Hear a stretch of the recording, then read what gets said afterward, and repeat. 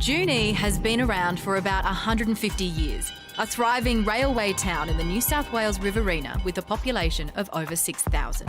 Back in the day, there were 4 banks that serviced the Junee area. Now, there's just one, and it was scheduled to close in a few weeks' time, making the closest Commonwealth Bank branch Wagga Wagga. Now, that's an hour-long round trip for residents. They're not happy about it. The Commonwealth Bank have been in Junee for 91 years. They're letting us all down, aren't they, after all this time?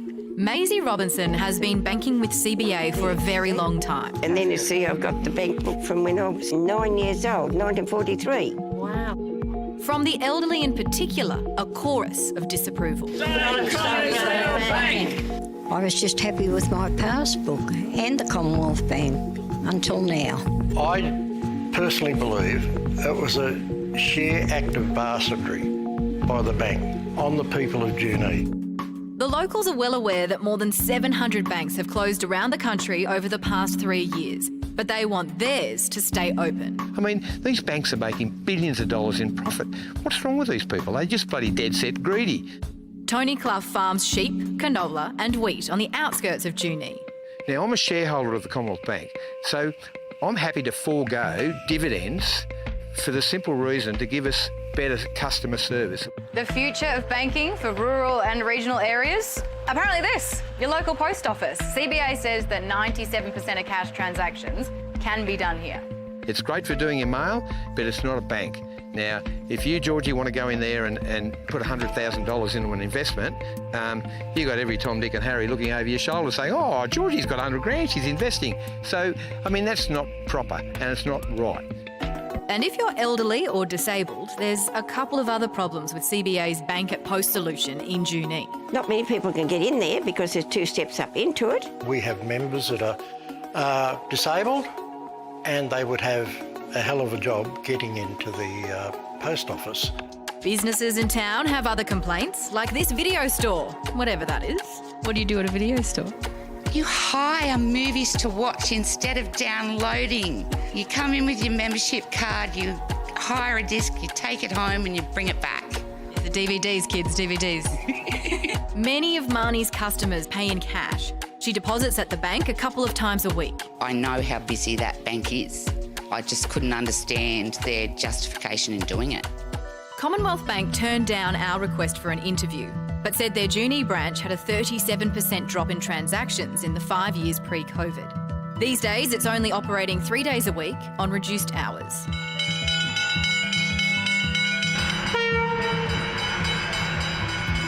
Across the tracks, one of Junee's sweetest tourist attractions, the Licorice and Chocolate Factory reckons the bank's relationship with the town has turned sour. Yeah, the communication with this whole shutdown has been pretty bad for something that is such a big business.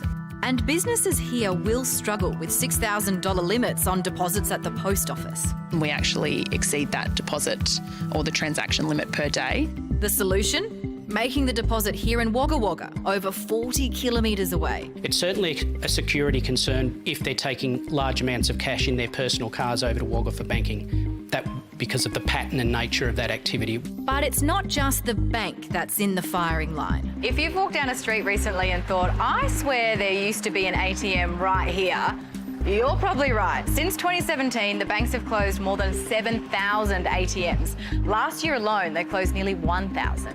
And when the Commonwealth Bank goes, so too does the town's only fee-free ATM. How would you be able to get your money? I haven't crossed that line yet. I don't know. But while we're still in Junee, a remarkable coincidence. The Commonwealth Bank postponed plans to close branches, including Junee, until a Senate inquiry into rural bank closures is complete. That is very good. Yes, a lot of people were very thankful for that. It is the People's Bank, always has been the People's Bank. But the blokes up in the head office in Sydney and Melbourne, they've got to realise that too. We need that branch, and the bloody Commonwealth Bank can afford to leave it there. And as with some of the other little small towns that are out there. I mean, for heaven's sakes, grow up, CEOs, grow up. There you go, you heard it from Tony. It's such a huge issue for not only the people of Junee, but right around the country when it comes to regional towns, because people are, over 80, over 90, they don't have computers. So for everyone who's like, just go online, they're like, well, I don't have a computer, I don't have a steady internet connection, I don't have a smartphone, and quite frankly, they don't want to learn because they feel like they don't have to, they shouldn't need to at this stage in their life. And while the Senate inquiry is ongoing, Westpac, they've said that they will pause the planned closures of 8 branches, but while they've made that decision, they are still closing branches elsewhere. There was a few that closed last week, 2 are closing in WA this week. Wow. 2 to credit Commonwealth Bank, they are sticking with not closing the branches while the inquiry is underway. But I just can't believe that they were so distraught, the people in Junee. Well, it's so galling, particularly when these banks are making record profits. Yeah. I mean, they could put a bank in every town in Australia practically, you know. And yeah, this is like the heart of the town. Yeah. They need it. And if you want to get people to regional centres, which everyone's trying to do, you can't take away the services. That's it.